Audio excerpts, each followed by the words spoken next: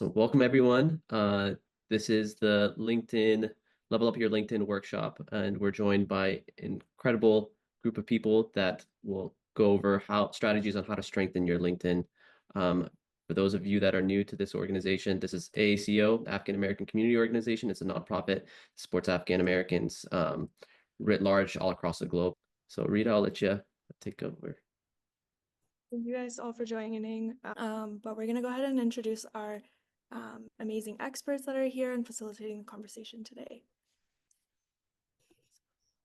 We have Ryhan that is joining us. Ryhan is the VP of Strategic Partnerships at American Express. I'll hand it over to him to introduce himself. Thank you so much. Salam, everyone. My name is Ryhan Futuri. I am a vice president at American Express, working in our strategic partnerships organization, really thinking about partnerships, business development, and revenue and growth strategies for sports and entertainment partnerships at Amex. So things like F1, NBA, WNBA, and winning market by market too, which is a new team that kind of focuses on how do we consolidate and think about partnerships across entertainment, travel, lodging, merchant, restaurants, and beyond when it comes to some of our core cities. I've been with American Express for about 12 years. Prior to this, I was head of our Centurion card, or our Black card, where I managed over 35 plus benefits and really focused on what does luxury mean and what does premium mean for American Express. And then before that, kind of served in various leadership roles at Amex, with really a focus on strategy, revenue growth and generation, and thinking about growing our customer base. Before that, I was a strategy consultant for a number of years, supporting Fortune 500 banking, travel, and lifestyle companies. I have a background from Georgetown University with an MBA, and also went to GW for undergrad.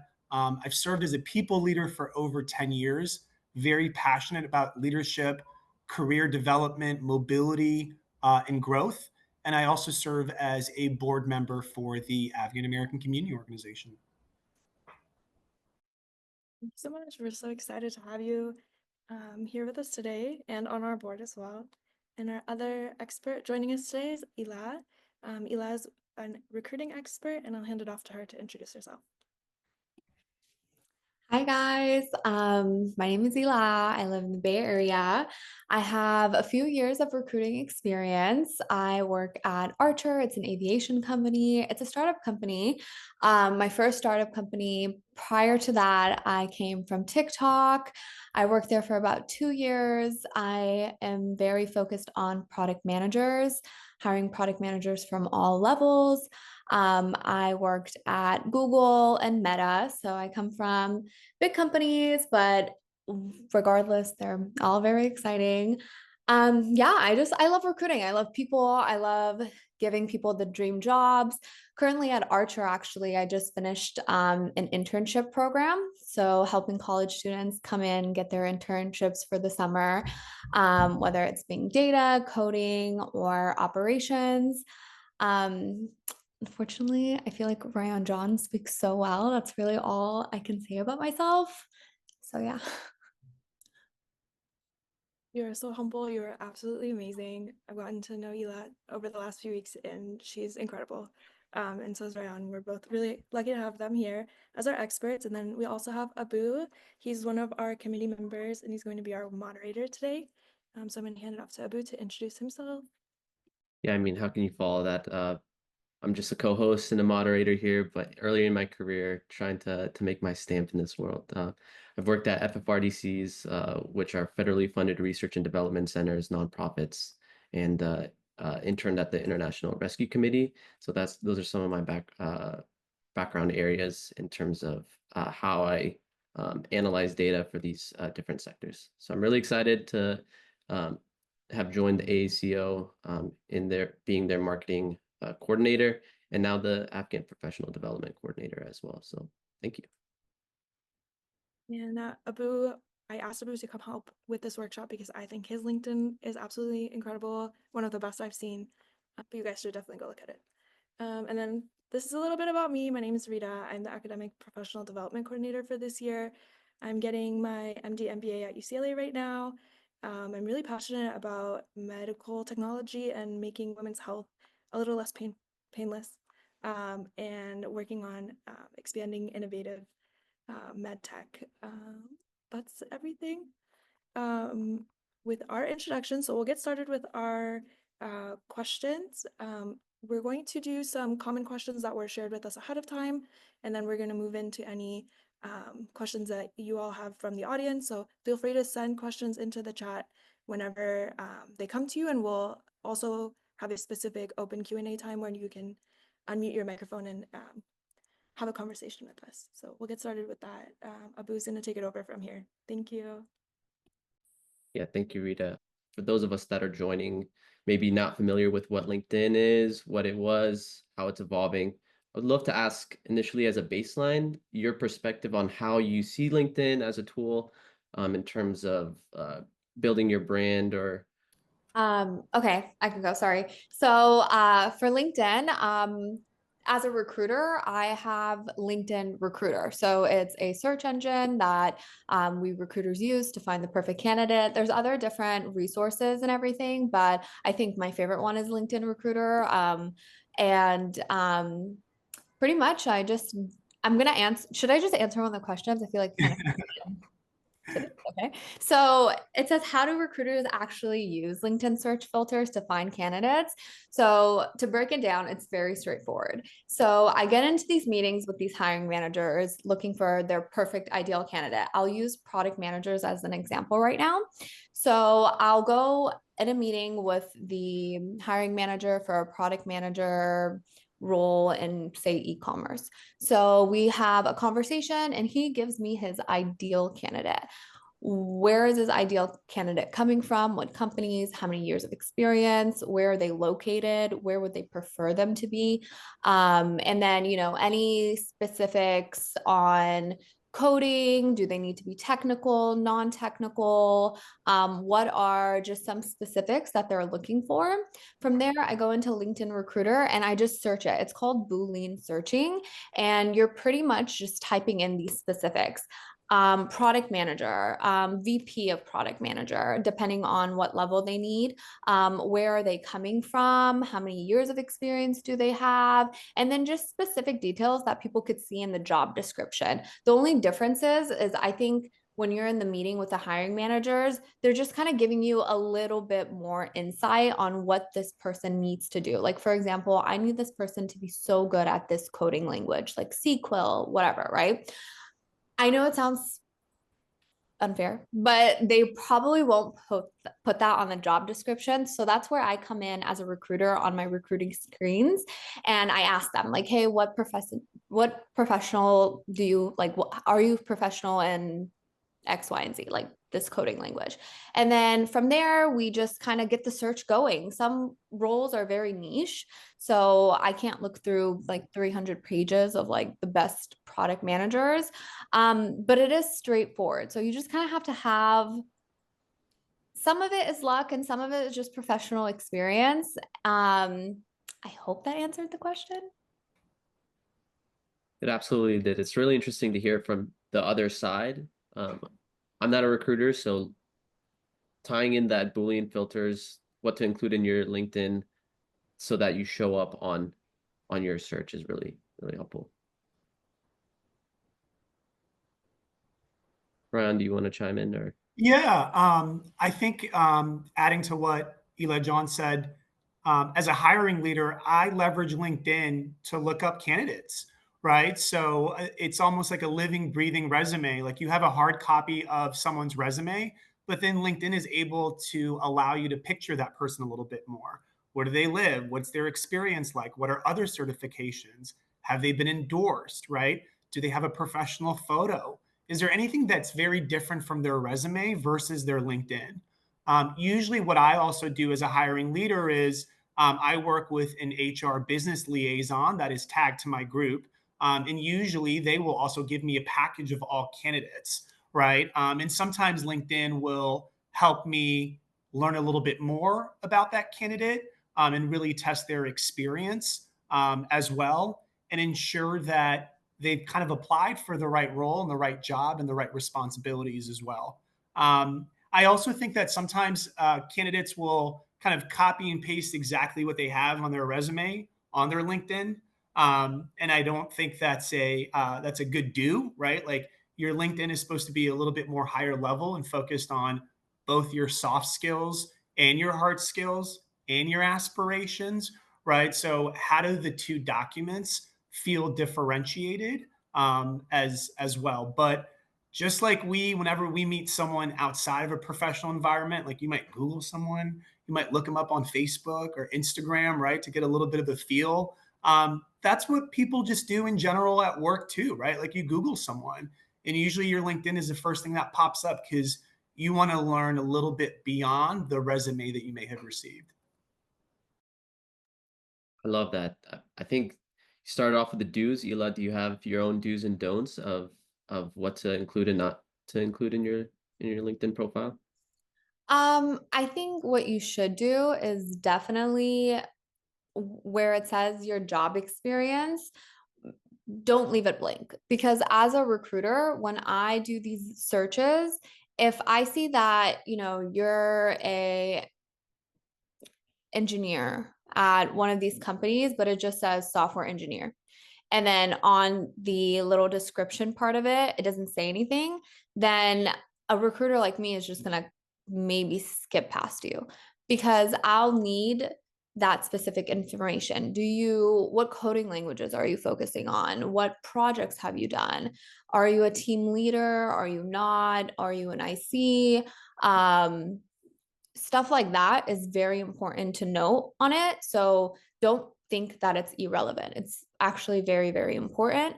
Like Ryan John said, don't copy and paste from your resume, especially if you've already applied to your job or to the job, then there's, a chance where I can just search you up in our internal system and I could see your resume, but your LinkedIn is still very important. Hiring managers definitely are interested in your LinkedIn. So, for example, when I get into these meetings with our hiring managers, I'll go ahead and share your application where your resume is listed, but they are very interested in your LinkedIn as well. They want to know where you came from, what school you graduated from, what experiences do you have.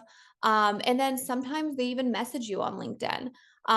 So your LinkedIn is very important. So that would be like one of my most important do's.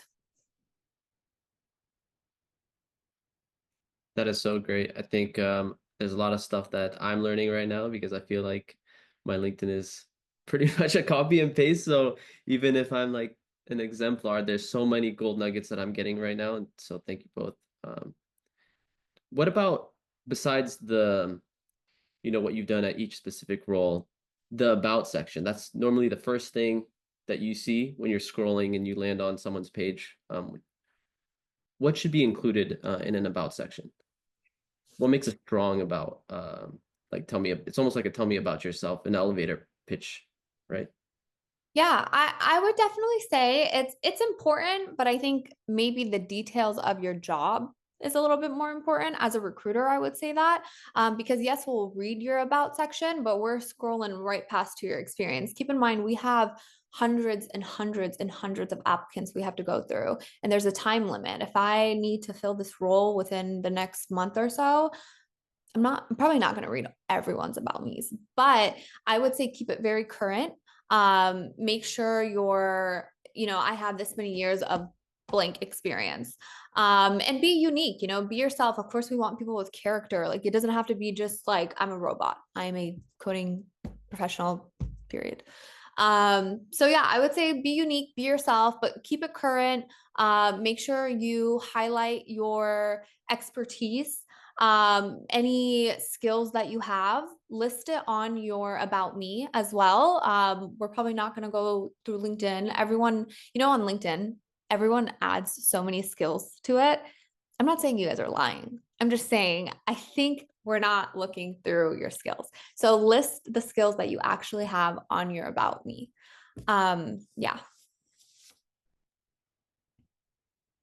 That's awesome. I think the about me, so what I'm taking, don't put too much weight on your about me. It's helpful context. It actually helps with the free text search. But the filters that you're using, that's extracted from the experience. Is that correct? Awesome. So this is like an advent calendar. If you want to tackle one of these other questions, fortunately you don't get like a piece of chocolate, but we're getting gold nuggets of information. So Ryan, is there a particular question you want to transition to? I can answer the question in the title from Frishta. What about the title? Is it also important to have all titles? I like seeing titles. I'm curious to hear what Hila John has to say, but usually I think when you share titles, it also shares your progression in your overall leadership or your growth. So, sometimes like if you've been working at, say, Deloitte for 4 years, and I'll see this on LinkedIn, like someone might just list like consultant or senior consultant. But I actually appreciate if they first listed like analyst, senior analyst, consultant, senior consultant, because as a hiring leader, then I kind of walk away with a little bit of confidence in your growth. Right now, another Fortune 500 company has promoted you 2 or 3 times, and you have an aptitude to want to grow, right, based on the goals and the leadership behavior that you have. So I'm all for titles as part of that.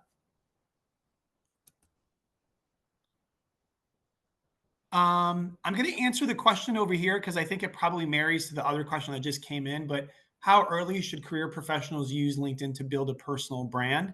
I don't really think that there's such a thing as too early. Like I've seen folks that have it even as a senior in high school, right? If they're looking for internship opportunities, and definitely in college, right? And there are things that I think that you can list as part of that, whether it is your relevant coursework, whether it is where you're attending school, what your aspirations are, if you've haven't had any internships. Folks, I think, enjoy seeing a sense of dedication to growth and learning, no matter where that growth and learning comes from or where you're at, as part of your career. And then one thing that I would just kind of add to what Hila John said earlier is your LinkedIn should also match your profile in your industry. That's really important as well, right? So if you're in college, it's okay if your LinkedIn doesn't look like a Fortune 500 CEO, right? And then I think you kind of cut it across each industry. So my buddies that work in investment banking, their LinkedIn's are a lot more professional, right? They're wearing a suit and tie. They're potentially not really posting because privacy and discretion is really valued in that industry, versus a friend that might be working in tech. They're not going to be wearing a suit and tie. Neither should you, right? And maybe they are sharing a little bit more about their portfolio. Or if you're a hardware engineer, maybe you have a link to showcase some of your work, right? So someone can get familiar with some of the projects that you've tackled. So, really match your LinkedIn to the industry and to other people that work in that industry, so that you're not necessarily showing your artwork, but you're kind of geared more towards, say, an investment banking route, or you're not super duper casual, but you're actually targeting a law firm that is a lot more formal. So what's kind of that mix that feels right for that industry? Yeah, that is helpful. I think Farha has pretty much asked the question that I was going to go into, based off of what you've seen. You've transitioned from a IC, as Ela had mentioned, individual contributor up to more of a management role and a director and VP role. So there are different soft skills and hard skills attached to those different hats that you wear. Regardless of the industry, what sort of things are helpful to include if you're trying to make a pivot into a more leadership role where you're overseeing a team, or if you're just trying to, yeah, I guess let's start there. I can take this one first. Listen, like your LinkedIn is a living, breathing document, and kind of a transcript of where you are. It's okay if those skills that Hila John mentioned earlier, they swap in and swap out. Like my operation skills were probably stronger 10 years ago, but now it probably maybe kill that skill for a partnership management skill, right? So it's okay to curate that over time. I also think that, like, regardless of what industry you're in, there's probably a leadership style, or a style that you have as part of your overall work. So is it that you have like really strong communication skills and you're able to be adaptive and agile? You can do that in a legal field or a business field or a medical field. Is it that you really enjoy coaching other people, or that you're really open to feedback and ongoing learning? Is it that you're calm under pressure, right? So I think a good kind of LinkedIn has both hard skills and soft skills that kind of so someone can learn a little bit more about you. That might vary, right? If you're really more in a STEM career, like if you're an engineer, perhaps you want to list some of your coding skills or your SQL skills, etc. But even in those roles, I think folks also value how you do it, not just what you're doing or what your output is, but how you may be approaching a problem or an opportunity or working with a group of folks. I'd love you let John's input just because she has the SME expertise in looking at these profiles. Honestly, I think that was so beautifully answered. I don't even want to ruin it, but I really do think that's the perfect way to explain it. Just be original, you guys. And I do want to note a little on that question that was saying early, how early career professionals use LinkedIn to build professional brand. Super early. Like I just filled this internship program in less than a month. And I was just blown away by these interns. They're, of course, they go to schools like Harvard, Yale, San Jose State, all these, right? But they focus so much on the coursework that they didn't have experience. They're just college students. So just be original. You don't have to be this engineer that comes from, Microsoft. You could be you, but just focus on the skills that you have learned where you're at. And then also outside of that, whether you use LinkedIn workshops or, boot camps or whatever the case is, go back to that, list it on your LinkedIn, be very specific. Like I said, recruiters do specific searches. So if you're noting that in your LinkedIn, you will pop up. And then people like me will give you a call and we'll talk and I'll get to know a little bit more about your professional experience that maybe isn't listed on your LinkedIn, but you'll get there. So Ryan, John, you answered the question beautifully. And then I wanted to go to Yasmin. Yasmin's question here: what things do you include outside of work that can be very helpful, such as volunteering, etc.? List it: volunteering, extra coursework that you've done, any boot camps, like I said, online courses. Those are very important too, because it's skills. It's skills that you went out of your way to do. And I think that's very important when you and I are on this phone conversation, because I'll get to ask more about that and you'll tell me about it. And then from there, I'll go ahead and note it to my hiring manager, like, hey, this person comes from this background, but they did learn this on their own time. And I think they're a great candidate. And I spoke to them, and I think you would really enjoy this conversation, regardless of where that conversation comes, whether you get it or you don't get it or whatever. The fact that you had that conversation with a hiring manager and a recruiter is very important, because things pop up so quickly and things change so much in these industries. So, if, for example, like, oh, hey, Yasmin was a good fit for this role, but we just had this perfect role that came up and I think she'd be so good for it. And you're already in our system, so we'll reach back out to you. So don't think that these things are irrelevant. They're actually very, very important. So list it. Don't shy away from it.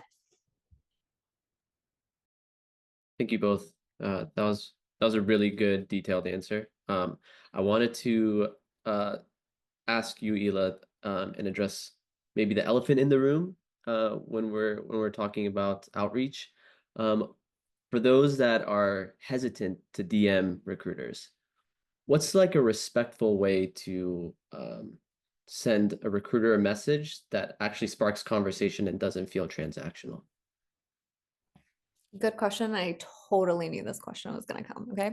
So I just want to know, as a recruiter, I get thousands and thousands of emails. So if we don't respond to you, please don't take it personally. You're already probably on page 25, and you shouldn't shy away from reaching back out again. We can definitely tell what's automated and what's original. And I've been there on the other end. I was just telling Ryan John, this is such a full circle moment. I emailed him after my first AAC in 2019, when I know I wanted to get into corporate America, because I listened to one of his talks. He speaks beautifully, if you guys haven't noticed. So he just like blew my mind. And I was like, I want to get into corporate America. I want to climb this long, long ladder. So I emailed him, I sent him my resume. I had no corporate experience. I was like, what do I do? He helped me a lot. His number one thing I remember was just get your foot in the door. So I think if you email recruiters and you're original and you really just want that help and you ask like, hey, I want to do this. What do I do? Especially if you're wanting to work at a company I work at, I will respond to you. I mean, if I don't think don't, or if these recruiters don't respond to you, you guys have to understand our emails are so populated. There's just so many emails we can't get to, but you can re-email. There's this one girl, you guys, I love her. I don't even know who she is. I love her. She emails me on a monthly basis. I do respond to her, but she still emails me. And I love this for her. And she recently just got a job at Facebook. And she emailed me saying, hey, like, I don't know if you remember me. I was like, I remember you. But she told me she got the job and she's so happy and she worked really hard for it. And this all comes from just these little tips that we give. You have to understand that as a recruiter, we're not the hiring manager. So if I loved you, I can't hire you. I'm like, I push your application and resume to the best of my ability, but I can't hire you. The only thing I can do is just give you these tips. And the good news is that I am so close to these hiring managers that I know exactly what they want. So your recruiters know exactly what their teams want. So they will give you those points and those tips to kind of get you to where you want to be. So don't be shy, reach out to them, be very original, you guys. Like I said, we know the difference between this was literally automated by LinkedIn AI and this is you. So, just be, hey, like my name is blah blah blah. If you're a college student, I am in this degree, I want to get into this field, I want to go into this company, I have no idea where to start, what do I do? And then from there, we'll help you to the best of our ability, but don't shy away from it. What do they say? Closed mouths don't get fed, you guys. So just keep pushing, keep doing it. I promise you will get there. I love all that. And Elajon, thank you so much for the kind words. I totally agree. Like, it's okay to follow up and follow up again. Like, I forget to sometimes respond, right? And what's the worst that will happen? Like, you're never going to meet this person again. Maybe you email them 2 or 3 times, right? So kind of take that imposter or that lack of confidence hat off. And the worst that you have to lose is you might email them 2 or 3 times and they don't respond. Or maybe they do respond. They say, no, this job opportunity is not right for you. But it actually allows you to kind of cross that off your list. And all about, like, as a hiring leader, I do also really appreciate a little bit of a personalization, right, when it comes to a LinkedIn outreach. Like, if anybody on this call adds me, that's totally fine. We've met, we kind of know each other. I recognize your name, right? But if not, like, I appreciate a little bit of like, we went to the same school together and I wanted to pick your brain, or like, I noticed you're a professional in New York, I'm a professional in New York, or you know what, Reeta is a mutual connection. Do you know her via AACO? By the way, was looking at a job at Amex, right? The moment you add something a little bit personal, that person also feels a little strung along to want to respond, right? Because if it's cold, you're like, decline, like not going to really respond. But if someone's like, hey, like we went to the same school together, or maybe we used to work at the same company, or we have now a mutual connection, suddenly like a little bit of their brand is on the line because now you've made it a little personal. But you also walk away with saying, hey, like this person actually spent an additional 20 seconds, right? Kind of coming up with something that feels a little original as part of that. So from what I'm hearing is persistence and authenticity will take you so far. And even if you don't get a response back, I think there's so many people that you have maybe first degree or second degree connections with that you can reach out to. And like Wayne Gretzky said, you miss 100% of the shots you don't take, so take them. I also wanted to, I think we focus a lot on job seeking and connecting to try and get a potential role. What about like mentorship? How do you use LinkedIn? What's the ratio of requests that you get to seek mentorship versus potentially learning more about the organization that you work for? I don't really get a lot of mentorship requests, right? But I also think that's okay. I think sometimes like being someone's mentor or mentee is a little bit like dating, right? Like you kind of want to know the person a little bit before being like, do you want to be my mentor? Right? Because you might just reach out to someone and just because they have an impressive LinkedIn, perhaps like your personalities don't really line up or they don't have time, right? Or like you've never really worked with them. You don't really know what they're like from a leadership standpoint or a career standpoint. So I think it's okay to reach out to someone and say, hey, I actually want to get to know a little bit more about your industry, or can I pick your brain for 15 minutes? Or I'd love to learn a little bit more about Google or product management if you're reaching out to Hila John, right? Like, how do you maybe focus a little bit more on learning and growth? And if you have a conversation or two or three after that, right, and the conversation naturally kind of flows, then I think it's okay to be like, hey, like, is it okay if we meet quarterly, right, or monthly? Like, what's a time frame that feels appropriate, right, and that person is kind of inclined to help you because they see growth or perseverance or aspiration on your behalf as well.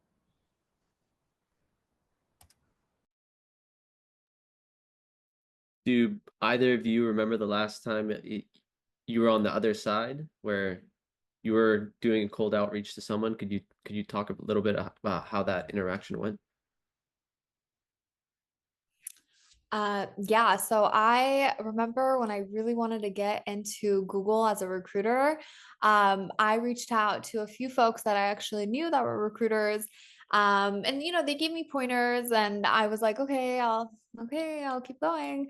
And then there's just some people that were like, head of recruiting and VP of recruiting, and they were just directs. And that's the vision I saw for myself. So I was like, okay, what's the worst? Like Ryan said, what's the worst? They're just not going to respond to you.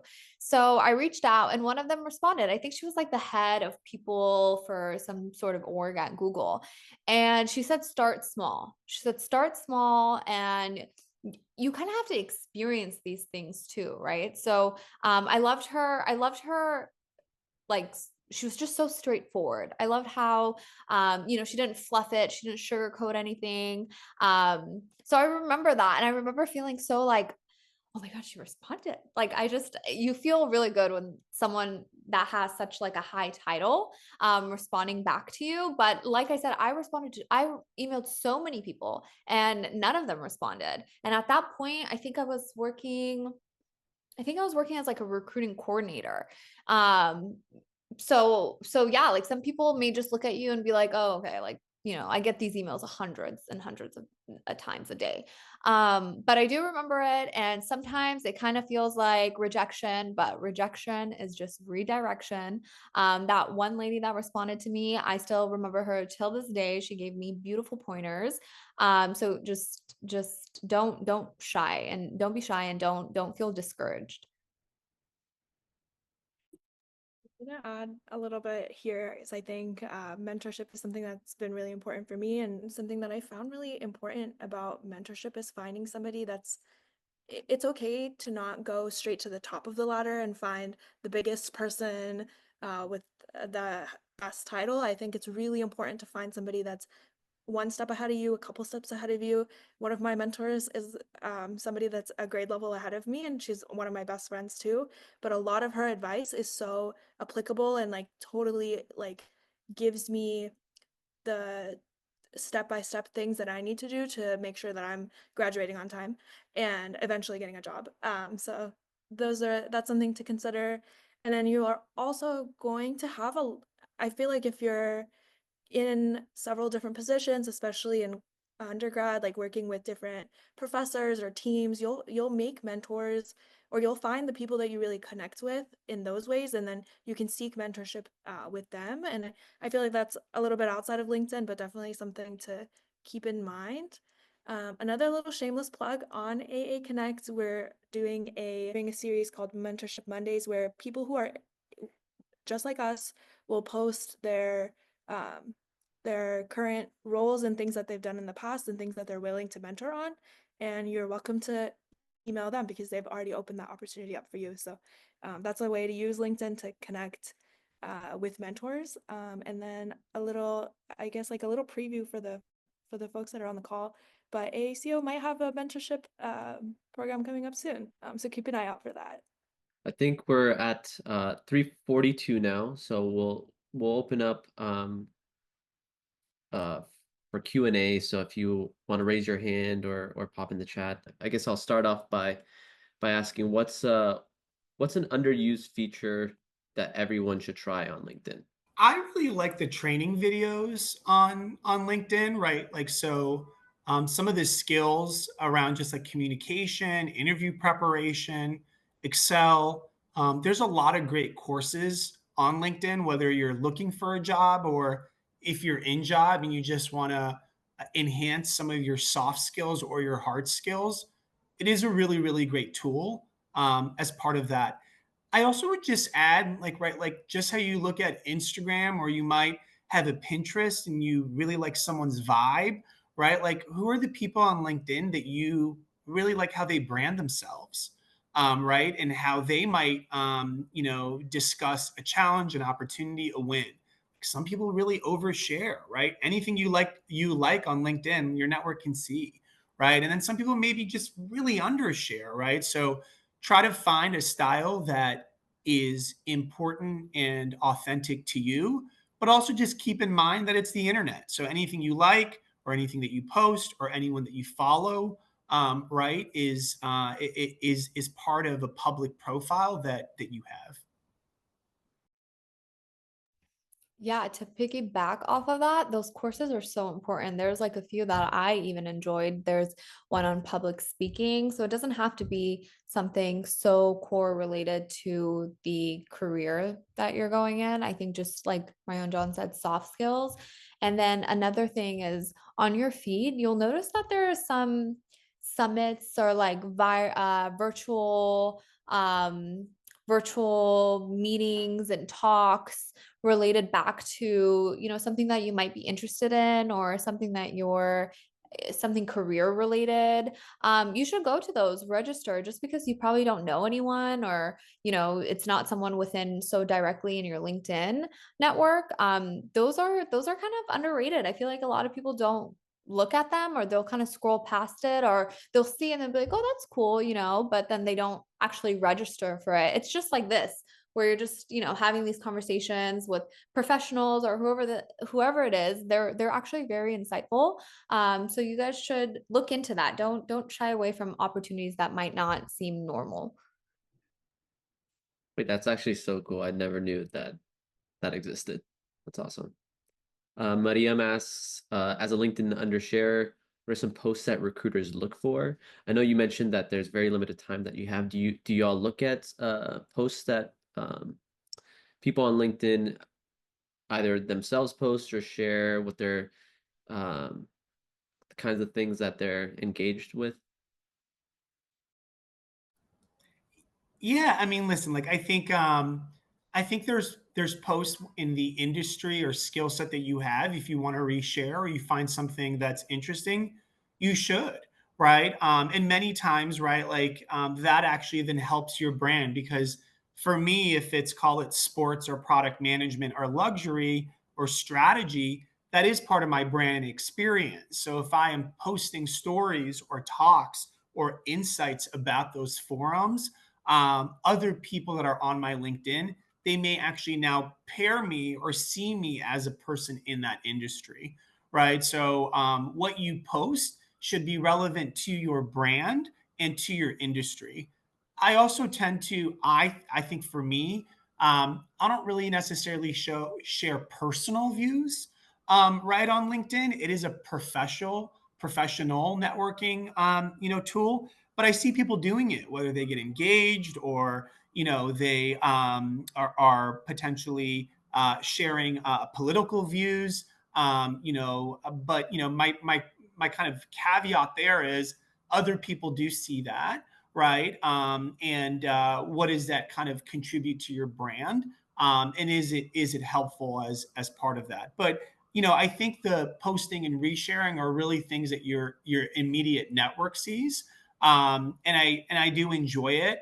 I don't really do it, but there are several colleagues that I have where a lot of their brand is a LinkedIn brand, and it helps them amplify who they are in industry as well.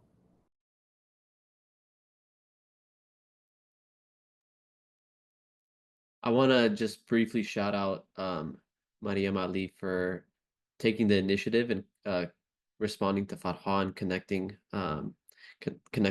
each other, because I think this is literally what it's about, is finding people that will support you in your career or even your personal growth as well. So shout out to Mariam. I hope it all goes well. So that's really cool. Ela, do you have anything to add? Is there risks, like they obviously don't post political kind of things unless that's literally your industry. If you work in uh, refugee resettlement and you don't like a certain policy, I think there's an exception to that rule because it hinders their work. But uh, do you pay attention to the kind of things that people post? I'm sure I do. Luckily, I don't think I've came across sketchy profiles where I'm like, that's weird. But I honestly, LinkedIn to me is just a very professional website to me. And I think as a recruiter, I honestly look at LinkedIn more so through the lens of a recruiter. I will only look at your, professional experience. Of course, if something is, like I said, sketch, I would not reach out to you, but luckily I haven't came across anyone like that. Some roles I work on are very niche, so they're just very focused on, this professional experience that you have. But yeah, I view it too much of a professional website to see anywhere. But everyone is different, right? Like people really go on there to just be themselves. They use it more so as an Instagram. So it's really just dependent on who you are and what vibe you want to give off. Some people don't use LinkedIn as just your professional, like I'm just trying to find a job or connect with professionals, whatever it is. So it's really just dependent on the person. Yeah, that's a good point. LinkedIn is not really boxed in completely for professional development. It is part a social media platform as well. It's your opportunity to kind of brag that you are an industry expert, a data expert, whatever, and then you can have that really nice title, top contributor as well, and people kind of respect what you do. But it's also there's some risks involved in that as well. So thank you. I wanted to ask another quick fire question. What's one word that you never want to see in a headline ever again?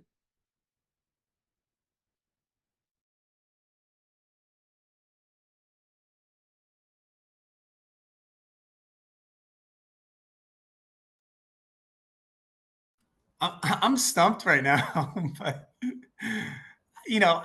I'll say here's what I do like seeing in a headline. Maybe that's another way to answer the question is like, every word that you pick on your resume or on your overall LinkedIn should be meticulously, analyzed. That's totally okay, right? Like, I like to say to my team, right? Like, you write a deck or you write an email, and then you spend 2 to 3 times the amount of time on editing it and making sure that it makes sense, right? There's like this. There's this saying where it's like I didn't have time, so I wrote a long email, right? So same thing with LinkedIn, right? Like your intent is to have time and to leverage smart brevity and make sure every word counts. So your headline should be a mix of who you are and maybe what your industry is, or maybe where you want to go, right? So, is it like strategy, innovation, leader, premium, right? Or is it team player, aspiring medical student, right? Seeking, fellowship opportunities. How does each word kind of matter so that someone kind of walks away knowing a little bit more about your industry, who you are as a personality, and maybe where you're at as well. I do like Boss Baby. That's our Boss Babe, whatever that came up. That's a good one. But you listen, for some industries that makes sense. If you're the CTO or the CEO of a woman-based tech company, right, that creates innovative products for women, I think Boss Babe is great, right? Like that makes total sense. Or If you're a real estate agent that's killing it, right, in the DMV, it's okay to say top 1% of DMV real estate agents. It really kind of depends on your industry. Yeah, I would say the same thing. I think if you're a boss babe, maybe add a little bit more to that. Boss babe, CFO at blank. I think your title is really important here. I've come across people that their title is ambitious professional, connect with me. What? And then I scroll down and then they really are a professional, but we have so much time. So if we look at your title and it doesn't tell me what you are, then we're probably just going to skip past you and you could probably be the best candidate there is. So add a little bit more to it and maybe include it in your about me section. There's one that said like dog lover. That's it. So just add more to it. So maybe that's something where I never want to see again. Even if you are a dog lover, which I love, but maybe don't just put it like that. Love that. We got a question from Mariam John. Being in marketing, I feel that I have the ability to perform well in any industry, but I was curious if being in a more niche industry for 4 years hinders my ability to explore different industries. It's a great question. I don't think so. I used to have a leader that would say to me, you kind of have an industry that you work in, and then you have a skill set that really is part of that industry that you support. So for me, that industry might be like travel, lifestyle, financial services, and my skill set might be strategy and business development. I think at any one time you can kind of switch one thing, right? So like if you want to kind of keep your marketing skill, but you want to leave your industry, I think that's okay. You retain your marketing skill and you're like, you know what? I'm going to go do marketing at Nike or at L'Oreal or at Audi of North America, right? You're still a marketer, right? But you're kind of maybe changing your industry. Or maybe you don't want to be a marketer anymore and you've worked in financial services for a number of years. So you might actually want to keep your industry as the stable one and say, you know what? I got to stay in financial services, but I no longer want to work in marketing. So I'm going to stay in financial services and I'm going to move from marketing to operations, right? And that way, to the hiring leader, there is some consistency in your overall story, right? So, think of your next career move as what you want to do in 2 roles from now. That next pivot should get you a little bit closer, right? So if my aspiration is to move into operations in kind of private equity, I might move to private equity first in strategy because I do strategy right now. And then once I'm in the role, maybe my second role is private equity marketing, right? So just don't think about your next role or your job as what you want to do next. It's maybe how you see yourself in 2 or 3 roles and who you want to be and how each move may help you get a little bit closer to that. My name's John. I also work in marketing. So if you want to connect and chat more, I'm happy to kind of spend some time with you as well.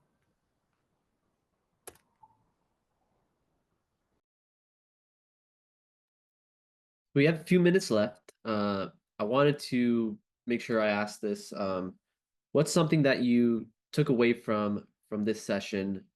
Maybe something that you learned from the other panelists. And so, is there something that stood out? Y'all are the experts, but we learn every day. And so, what's something that you took away from this conversation?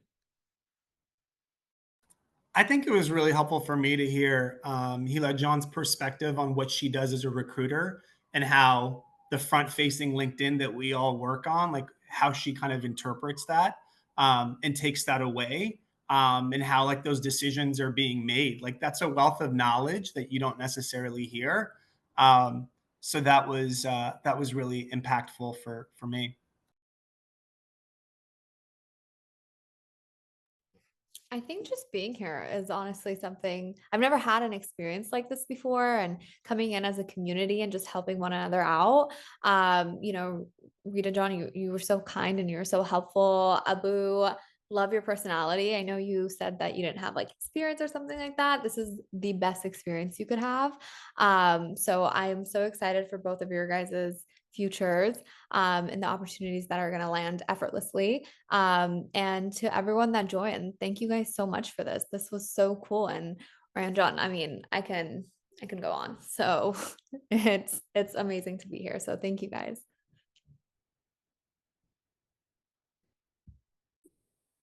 We'll give Tawab the last word. So you have the floor, Oh, sir. hey, sorry. I was trying to get a question in, but I was just waiting for everyone else to get in.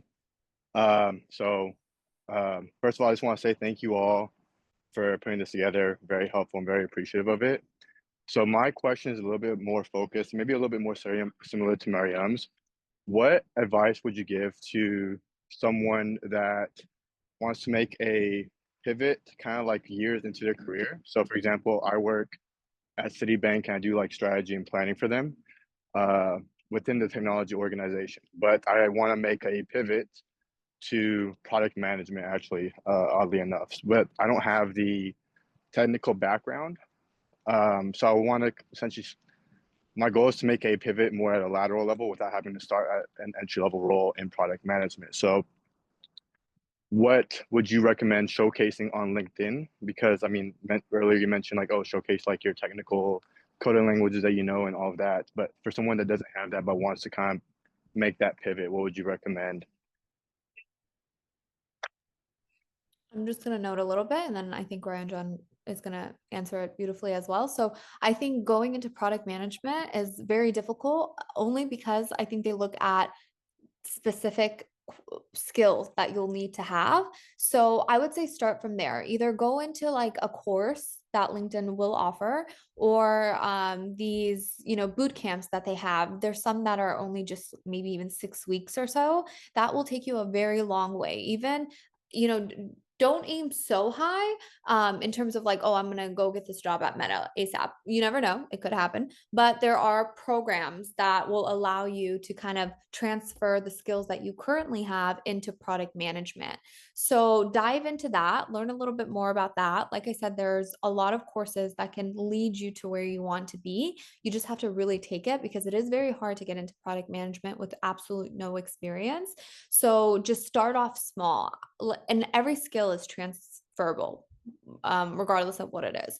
But go dive deeper into these courses and these programs that the internet offers, and just focus heavily on that to get to where you want to be. And there's also some coding. So if you want to be a technical product manager, there's also some coding courses that you can take on, and then you can list that on your LinkedIn, and that will pop up. Don't shy away that, oh, I don't have any experience at all. Like just these little tiny skills that you have will take you far. Totally agree. I also agree, Talib John, like, look for those lateral opportunities, right? First to kind of get your foot in the door. And maybe some of those lateral opportunities are also at Citi, right? Because you're already there. You're probably doing well, right? And they're probably willing to take a little bit more of a risk on you, right? And then you kind of take that lateral, you gain that skill.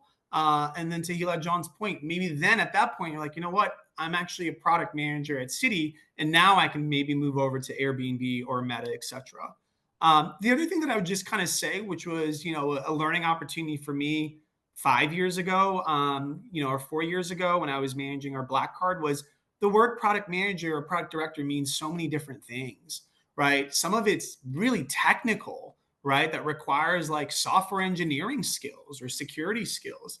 But I was also a product director just managing a card product, right? And kind of being a P&L owner.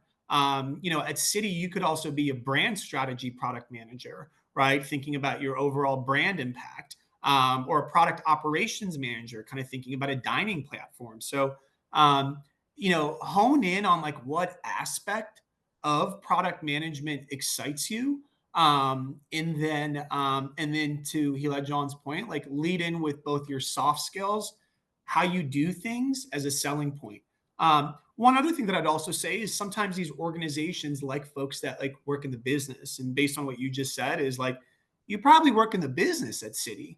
So sometimes a product manager or kind of a tech group likes kind of hiring from the business because they understand how to influence, how to collaborate, right? How to speak to others, and how to articulate what something might be so technical, but bring it to the business with more of an approachable kind of communication style as well. So don't discount the skill set that you have, because sometimes having that minority skill set in an industry is what might actually be your differentiator. But Tawab, I also have some friends at Citi and in the financial services industry. If you want to grab more time, if you want to talk about other aspects of product management, feel free to reach out to me as well. No, thank you both for those responses, and I'll definitely take you up on that offer. Thank you so much. I'll reach out to you on LinkedIn and set up some time. Thank you. Thank you, Toab. That was an awesome question. We are at time, and well, I'll hand it off to Reeta to close us out. To say thank you so much to both Ryan John and Ela John for all of your valuable advice and insights today. So as APD, to watch this event happen and see the conversations in the chat and seeing the connections being formed like in real time, it's like everything I could hope for in this position. Thank you so much for being here. For everyone on the call, we did record the session. We'll put up a YouTube video link and add some slides to the slide deck, recapping all of the information that was shared, and share that out with you. On the AACO website under the APD page, you can find this workshop and our previous workshop on personal statement writing on there as well. And again, shameless plug, please join us on AA Connect, and we're really trying to make that the space where these conversations can happen all the time. Thank you all so much for joining, and have a good one.